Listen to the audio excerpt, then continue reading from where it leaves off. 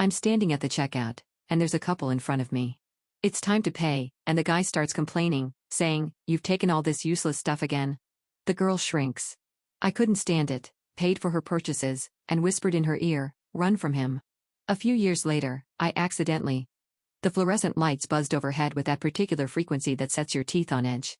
I was third in line at checkout 7, the express lane that was never actually express, holding a basket with exactly 4 items: coffee, milk, bread, and a bag of those sour gummy worms I pretend I don't buy every week. The couple in front of me had a full cart. Not express lane material, but nobody was enforcing that rule at 8:47 on a Wednesday evening. The cashier, a kid who couldn't have been older than 19, was scanning items with the glazed efficiency of someone counting down minutes until break. She was maybe 25, the woman. Brown hair pulled back in one of those messy buns that takes actual effort to make look effortless. She wore a cardigan that had seen better days and jeans with a small hole near the knee. She was unloading groceries onto the belt with quick, nervous movements. Yogurt. A bag of spinach. Some fancy-looking cheese. A bottle of wine, nothing expensive, something in the $12 range. Pasta, sauce. A small bouquet of flowers, the cheap kind they keep by the registers, carnations dyed that unnatural blue. He stood behind her, not helping. Arms crossed. He was the kind of guy who probably described himself as brutally honest on dating profiles, which is just code for asshole who thinks cruelty is a personality trait. Polo shirt, khakis.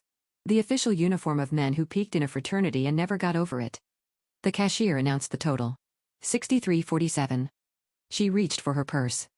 "Hold on." His voice wasn't loud, but it carried. It was designed to carry. "Hold on a second." Her hand froze halfway to her wallet. He stepped forward and started picking through the bags the cashier had just packed. Pulling items out. Examining them like evidence. "What is this?" He held up the cheese. "Brie? Since when do we need brie? I thought it would be nice with the..." "And this?" "The wine." He turned the bottle to read the label. $13 for wine? What's wrong with the box stuff?" The cashier had stopped moving entirely. I watched his hands hover over the register, unsure whether to void anything, unsure whether to call someone, unsure of everything except his desire to be literally anywhere else. "The flowers," he said it like an accusation. "You bought yourself flowers. They were $3. $3 we don't have." He tossed the bouquet back onto the belt. The plastic crinkled. One of the stems bent. "This is exactly what I'm talking about. Every time. Every single time I send you to get groceries, you come back with all this useless stuff. All this garbage we don't need." She didn't respond. She had folded into herself somehow, shoulders curved inward, chin dropping toward her chest. She'd made herself smaller. It was the kind of practice shrinking that doesn't happen overnight. That takes years of conditioning. Of learning exactly how much space you're allowed to occupy. "I asked you to get essentials." "Essentials." He picked up the spinach bag and shook it. "This isn't essential. This is you pretending we're something we're not." The people behind me had gone quiet. I could feel them watching, the way crowds watch car accidents. Uncomfortable but unable to look away. Nobody said anything. Nobody was going to say anything. She was staring at the flowers now. The bent stem. The cheap blue carnations. "I'm not paying for this." He stepped back, pulling his wallet from his pocket, counting bills with aggressive precision. "The essentials. That's it. Put the rest back." The cashier looked at her. She looked at the belt. At the cheese, the wine, the flowers, the yogurt. All the small luxuries that weren't luxuries at all.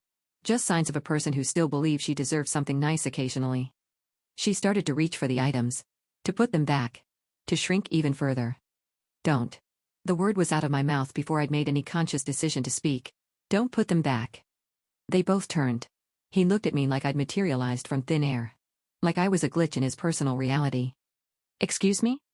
I was already stepping forward, pulling my wallet out. "How much for everything?" "The whole order." The cashier blinked. $63.47. I had 100 in my wallet. I always kept 100 for emergencies. I handed it over. "What do you think you're doing?" The man's face had gone a particular shade of red. The kind of red that meant his blood pressure was probably a number his doctor had concerns about. "Paying for groceries." I kept my voice flat. Bored, almost. Like this was the most mundane thing in the world. That's what you do at a checkout line. This isn't your business. And yet. I took the change from the cashier. $36.53. I slipped it into my pocket. "Here we are." He stepped toward me. Just a half step, but it was meant to intimidate.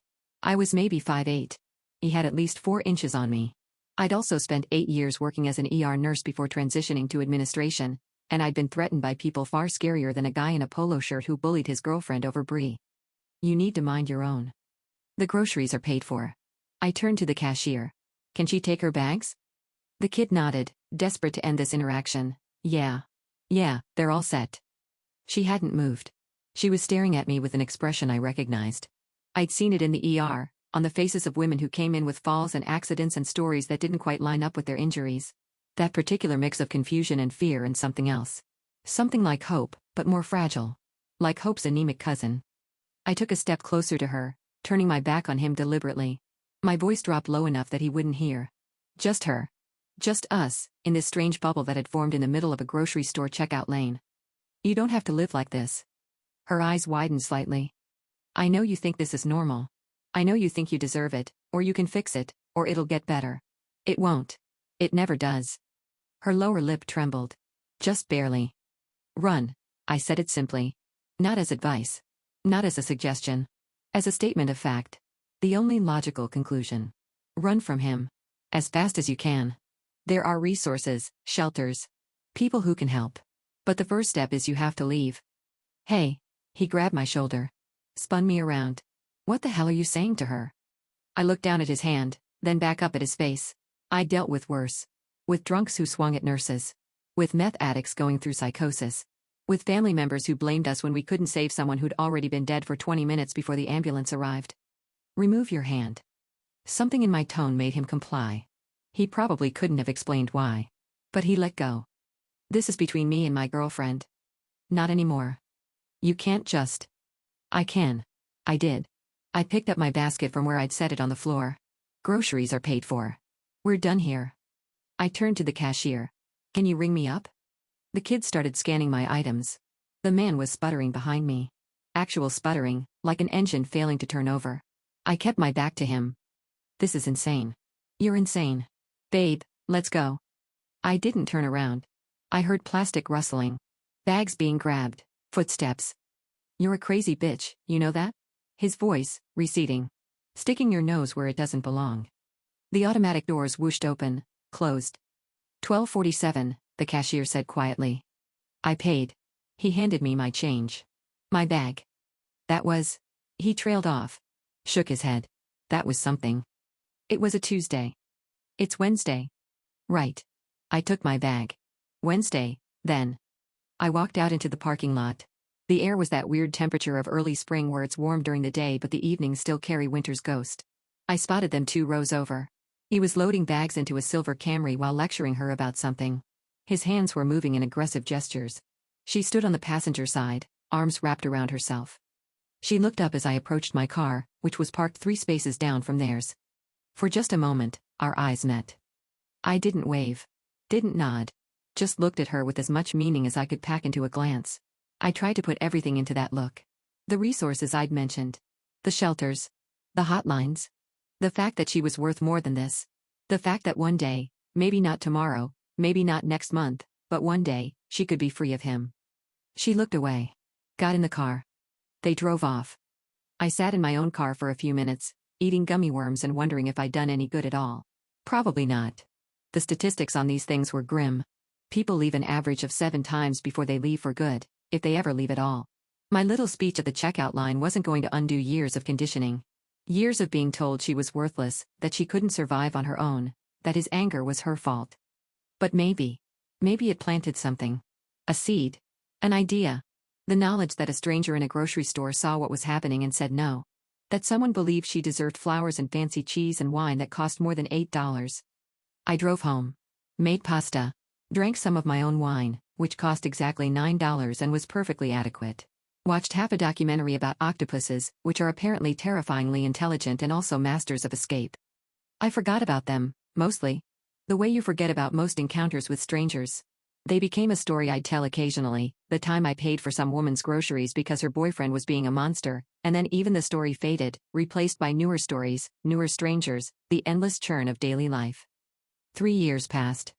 I changed jobs. Moved from hospital administration into consulting, which paid better and came with fewer calls at 3 a.m. about budget emergencies. I bought a condo. Got a cat, a gray tabby named Meredith who ruled my life with an iron paw. Dated a few people without any success. My mother started hinting about grandchildren with increasing desperation. I started hinting that she should get a hobby. Life went on, the way life does. It was a Saturday in October when everything circled back. One of those perfect fall days when the air is crisp and the leaves are turning and everything feels like a movie montage. I was at the farmer's market, which I went to religiously even though I bought the same 4 things every week: apples, bread, goat cheese from the nice couple with the farm upstate, and whatever flowers looked good. The flower stand was crowded. People milling around, trying to decide between sunflowers and dahlias and those big dramatic arrangements that look like they belong in a fancy hotel lobby. I was reaching for a simple bunch of eucalyptus when someone else reached for the same one. Our hands collided. "Oh, sorry." I looked up. It took me a moment. 3 years is a long time. She'd changed. Her hair was shorter, cut to her shoulders in a style that suited her face. She was dressed differently too. Brighter colors. A yellow sweater that she wore like she had every right to wear it. Like she wasn't trying to disappear. But her eyes. I recognized her eyes. She recognized me too. For a long moment, neither of us spoke. The market noise washed over us. Vendors calling out prices, children laughing, dogs barking, the general chaos of a Saturday morning. "It's you," she said finally. "It's me." The grocery store. The checkout line. "Yeah." She let out a breath. Half laugh, half something else. Her eyes were getting shiny. "I looked for you," she said, after. "I wanted to. I didn't know how to find. I never got your name." "Anna Sarah." She wiped her eyes with the back of her hand. Laughed again, more fully this time. "God. I can't believe, what are the chances?" "Probably pretty low. I tried to go back to that store. To see if maybe you were a regular. But I never, and then I moved, and," she stopped. Gathered herself. "I just wanted to say thank you. For that night. For what you said. You left him." "I left him." She said it with a kind of wonder, like she still couldn't quite believe it herself. "Not that night. It took me another 4 months. But that night, when you told me to run," she paused. "I couldn't stop thinking about it. About how a stranger saw what was happening and just said something, did something. Everyone else always looked away. Or pretended they didn't notice. But you just walked up and paid for my cheese." I smiled. It was very nice cheese. It was. It really was. She was fully crying now, but smiling too. That particular combination that only happens when you're overwhelmed in a good way. "I kept the flowers, you know. The blue carnations. I kept them until they died, and then I kept them a little longer than that, until they were completely dried out and falling apart. And every time he started in on me, I looked at those flowers and remembered what you said." I didn't know what to say. I stood there in the farmer's market, eucalyptus in my hand, watching this woman I'd met once for 5 minutes 3 years ago tell me that I changed her life. Where is he now? Gone. Not gone. He's still around. But not in my life, she said it firmly. No hesitation. I stayed with my sister for a while. Then got my own place. I'm a paralegal now. I went back to school. I have a cat named Eugene. I have a cat named Meredith. She laughed. Of course you do. A woman bumped past us, reaching for the sunflowers. The market continued around us, indifferent to the small miracle happening by the flower stand. "Can I buy you a coffee?" Sarah asked. "I know that's weird. We don't know each other. But I've been carrying this around for 3 years, this gratitude that I had nowhere to put, and I'd really like to buy you a coffee." "You don't have to." "I know I don't have to. I want to." I thought about my shopping list. The apples, the bread, the goat cheese. Meredith waiting at home, probably plotting my demise for leaving her alone on a Saturday morning. "Sure," I said. "Coffee sounds good." We bought our flowers, she took the eucalyptus, I grabbed some dahlias, and walked together toward the coffee cart at the edge of the market. It was a beautiful day. The leaves were golden and red. The air smelled like autumn and baked goods and possibility. She told me about the night she finally left. How she'd waited until he went to work, then packed everything she could fit in her car and drove to her sister's house in New Jersey. How she'd spent the first week barely eating, waiting for him to find her, to drag her back. How he tried, but her sister's husband was a cop, and they'd made it very clear that he wasn't welcome. She told me about the restraining order. The divorce that took 14 months because he contested everything out of spite. The therapy she was still in, twice a week now instead of 3 times, because she was getting better. Actually getting better. The worst part, she said, was realizing how long I'd made excuses for him. How I'd convinced myself that it was normal. That everyone's relationship was like that I was just being too sensitive. "It wasn't you." I know that now. Took me a while to really know it. To feel it in my bones instead of just understanding it intellectually. She sipped her coffee. My therapist says I'm a work in progress. But I guess everyone is. I nodded. Everyone is. We sat on a bench and watched the market crowd flow past. Families with strollers. Old couples holding hands. A man carrying a frankly absurd amount of kale. What made you do it? She asked. That night. At the store. Most people would have just looked the other way. I thought about it. I'd thought about it before, actually, in the years since. Why I'd stepped in. Why that particular moment had tipped me over from passive observer to active participant. I worked in an ER for 8 years, I said. You see a lot. Women with accidents. Men with stories that don't match their injuries. Kids who flinch when you move too fast. I watched a dog unsuccessfully try to befriend a suspicious-looking pigeon. After a while you develop this sense. You can tell when someone's in trouble even if they don't say anything. Even if they're trying to hide it. And you saw it in me. I saw it the minute he started in on the cheese. She was quiet for a moment. My mother used to say that no one can save you but yourself. That asking for help was weakness. Your mother was wrong. Yeah. She smiled. She was wrong about a lot of things. The coffee was good. One of those small batch roasters that took themselves extremely seriously, with beans from a single farm in Guatemala and a brewing process they'd explain in exhausting detail if you asked. But it was good. Sometimes pretentious things are also good. So what now? Sarah asked. What do you mean? I mean, she gestured vaguely. This. Us. Running into each other. It feels like it should mean something. Like it's too big a coincidence to just shake hands and walk away. I considered this. The statistician in me wanted to point out that coincidences happen all the time, that we just don't notice the millions of times we don't run into people because those non-events don't register. That the universe wasn't sending a message, it was just random chance and population density and 2 women who both liked farmers markets. But also, do you like board games? I asked. What, board games? Like Settlers of Catan. Ticket to Ride. That kind of thing. She blinked. Yes? I used to play in college, but Marcus thought they were. She stopped. Took a breath. Yes. I like board games. My friends and I have a game night every other Thursday. We're short a player since Jenny moved to Portland. I pulled out my phone. Give me your number. I'll send you the details. She stared at me for a second. Then she laughed. That real laugh again, the one that sounded like freedom. You paid for my groceries, told me to leave my abusive boyfriend, and now you're inviting me to board game night. Life is weird. Life is so weird. She gave me her number. I texted her the address and date of the next game night. She texted back a string of emojis that I interpreted as enthusiasm. We finished our coffee. We walked back through the market together, buying the things on our respective lists. She got apples too. And a jar of honey from the same beekeeper I liked. And we agreed that he was cute in a lumberjack chic kind of way and probably knew it. At the edge of the market, where the pavement gave way to the regular sidewalk and the spell of Saturday morning started to fade, we stopped. Thank you, she said again. For everything. For then and for now. You did the hard part. I just paid for cheese. The cheese was really good though. It looked like it. She hugged me. A real hug.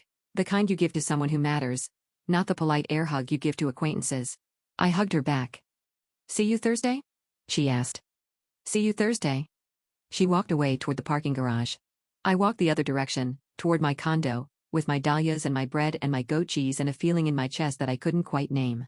Something warm. Something hopeful. Something that felt like the universe, for once, had done something right. Meredith was waiting by the door when I got home, radiating the particular disdain that cats have perfected over millennia. I made a friend, I told her. She blinked slowly. This was cat for I don't care, feed me. I fed her. Put the flowers in a vase. Made lunch. Watched the rest of the octopus documentary, which ended with the octopus dying after her eggs hatched, which was beautiful and tragic and made me cry over my sandwich. Thursday came. I spent an unreasonable amount of time cleaning my apartment, which my usual game night attendees would have found suspicious if they'd known. But they didn't know. I just told them we had a new player, a friend of a friend, someone to fill Jenny's spot. Rachel arrived first, as always, with a bottle of wine and a determination to finally win at Catan. Mike and David came together. They'd been married for 6 years and still held hands in public, which was either adorable or nauseating depending on your mood. Priya was last, complaining about the subway and carrying a truly excessive amount of cheese, because it was her turn to bring snacks and Priya did not believe in moderation. So who's this mystery person? Rachel asked, already setting up the board. Someone I met at the farmer's market. Ooh. Cute farmer's market meet cute? Not like that. Just, we knew each other. From before. Sort of. Enigmatic, David said. I like it. The doorbell rang. I opened it. Sarah stood there with a bottle of wine and an expression that was half nervous and half excited, the way you look before a job interview or a first date or any situation where you're putting yourself out there and hoping for the best. Hi, she said. Hi, come in. I introduced her to everyone. Sarah, these are my friends. Friends, this is Sarah. She's a paralegal. She has a cat named Eugene. She's terrible at poker but claims to be good at strategy games. I never said I was terrible at poker, she protested. Your face said it when I mentioned poker. Fair. She fit in. That's the thing about chosen families, about the little tribes we build for ourselves. When someone fits, you know it immediately. By the second round of Katan, she was trash-talking Mike about his road placement. By the third, she and Priya had formed an alliance that felt suspiciously like it might extend beyond the game board. You two know each other from the farmer's market? Rachel asked during a snack break, in the tone of someone who sensed there was more to the story. Sarah looked at me. I looked at Sarah. Sort of, I said. She saved my life, Sarah said. The room went quiet. Not literally, Sarah added quickly. Well, maybe literally, eventually. Statistics on these things are, she stopped. Took a breath. She helped me leave a bad situation. A few years ago. And then we ran into each other at the farmer's market and here we are. Rachel looked at me with new eyes. Mike and David exchanged a glance. Priya reached over and squeezed Sarah's hand. Well, Rachel said finally, welcome to game night. We're glad you're here. Me too, Sarah said. And she was. She came back the next game night, and the one after that. She started a group chat with Priya where they shared pictures of their cats and complained about work. She came to Rachel's birthday party and David and Mike's anniversary dinner and the random Sunday brunch that became a tradition without anyone quite deciding it should be. She became part of the fabric. The way people do when you let them in. 6 months after that first farmer's market reunion, we were at brunch, the whole group, plus Sarah, plus 2 new people that Priya had collected somehow, and Rachel raised her mimosa. To good decisions, she said. To good decisions, we echoed. I caught Sarah's eye across the table. She smiled. Not the shrinking half smile of the woman I'd met in the checkout line, the one who'd made herself small to survive. This was a full smile. A smile that took up space. A smile that belonged to someone who'd learned, finally, that she was allowed to take up space. She mouthed something at me. Thank you. I shook my head. Mouthed back, you did the work. She rolled her eyes. This was an ongoing debate between us. She credited me with saving her. I credited her with saving herself. The truth was probably somewhere in the middle, in that messy space where human connection happens, where one person's small act of defiance becomes another person's lifeline. I thought about that night in the grocery store sometimes. The fluorescent lights. The buzzing. The man in his polo shirt, berating his girlfriend over cheese. The cashier who didn't know what to do. The line of people behind me, watching but not acting. I thought about all the times I'd been one of those people. The times I'd looked away. The times I'd told myself it wasn't my business, that I couldn't know the whole story, that getting involved would only make things worse. And then I thought about the one time I didn't look away. The $63.47. The blue carnations. The whispered words, run from him. It hadn't felt heroic at the time. It had felt reckless, actually, impulsive. The kind of thing you do before your brain catches up with your body and talks you out of it. But sometimes reckless is what's needed. Sometimes impulsive is the only thing that breaks through the careful paralysis of bystander effect, of social contracts, of minding your own business. Sometimes you just have to pay for the cheese. Sarah leaned over and said something to Priya that made her laugh. The sound was bright and unguarded, the laugh of someone who felt safe. I sipped my mimosa. The eggs were good. The sun was streaming through the window. My friends were arguing about whether Die Hard counted as a Christmas movie. It does, and anyone who disagrees is wrong. Life was weird. Life was wonderful. Life was a series of moments strung together, some meaningful and some not, and you never quite knew which was which until much later. A few years ago, I'd stood in a checkout line and done something small. Something that cost me $63.05 of discomfort. Something that changed a life.